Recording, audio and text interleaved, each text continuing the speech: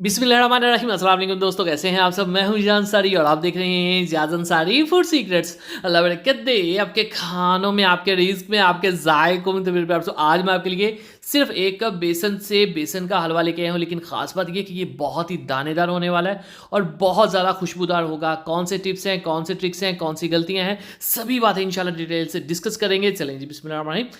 Just हमें half cup यहाँ पे चीनी का चाहिए और इसके अंदर 1 कप हमने पानी का ऐड कर देना है। ठीक है, यहाँ पे जो शीरा हमने बनाना है वो बहुत गाढ़ा या बहुत तार तुर वाला नहीं बनाना, नॉर्मल सी, मतलब ये चीनी जब इसमें पिघल जाएगी तो ये शीरा हमारा तैयार हो जाएगा। ठीक है, यहाँ पे हमने इसमें फ्लेवर के लिए छोटी इलायची जो होती है, हरी इलायची, वो 2 से 3 ऐड कर देंगे।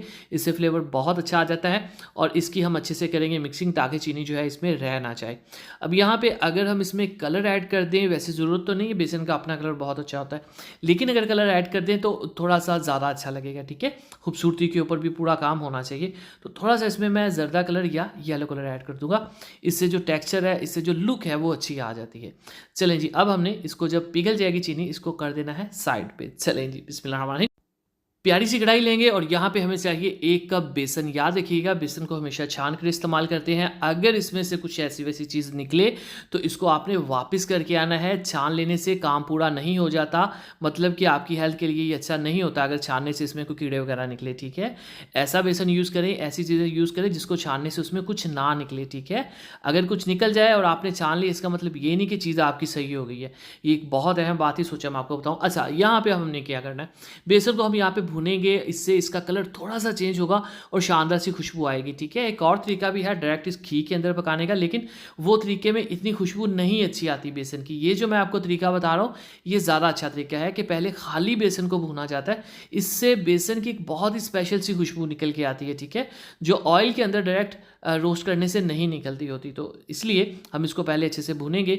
यहाँ पे इसका थोड़ा सा कलर डार्क होगा, थोड़ा सा, और खुशबू आना शुरू हो जाएगी। ठीक है, जब खुशबू आना शुरू हो जाए तब इसके अंदर आपने घी ऐड करना है, हाफ कप।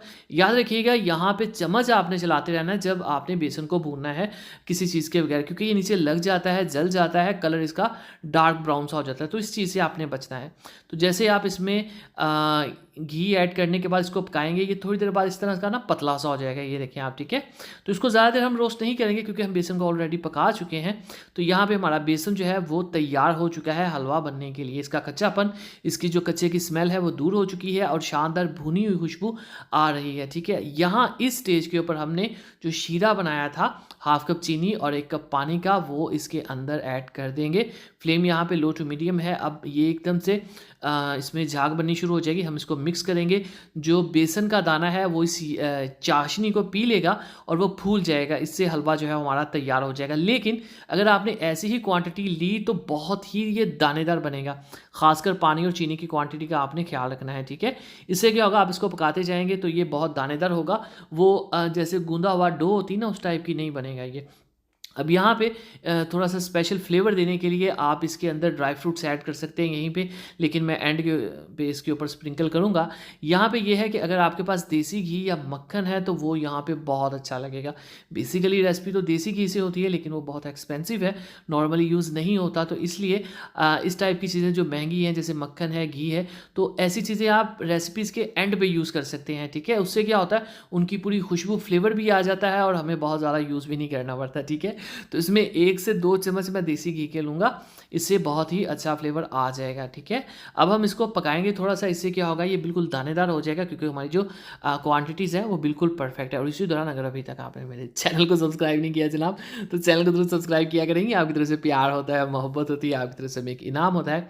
चलें जी, देख लें, ये माशाल्लाह से अच्छे से तैयार हो चुका है, बहुत शानदार खुशबू आना शुरू हो चुकी है।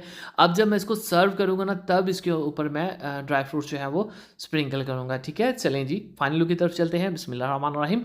तो ओ माशाअल्लाह, अल्हम्दुलिल्लाह, देखिए जी मेरे अल्लाह की शान, उसकी रहमतें नेमतें और बढ़ते दूसरे मातों का मेरे पास तो शानदार हलवा की रेसिपी तैयार है, बेसन का हलवा तैयार है। इसी तरह सूजी के हलवे के लिए और हर तरह की रेसिपीज़ के लिए हमारे चैनल के वीडियो सेक्शन में जाइए। दुआ में याद रखिए। वीडियो तक अल्लाह हाफिज़।